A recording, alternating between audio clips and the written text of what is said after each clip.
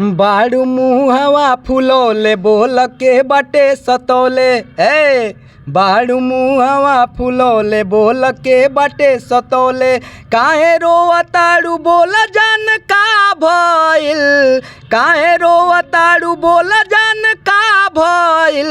कुशीनगर वाला कान बाली ए राजा टूट गइल पडरौना वाला कान बाली ए राजा टूट गइल। कहबू त किन लाइब कसे आसे साड़ी पहिनी के लगबू जान एकदम प्यारी। नाही चाही हमरा के राजा साया साड़ी हमरा के उहे चाही माई देले बाड़ी।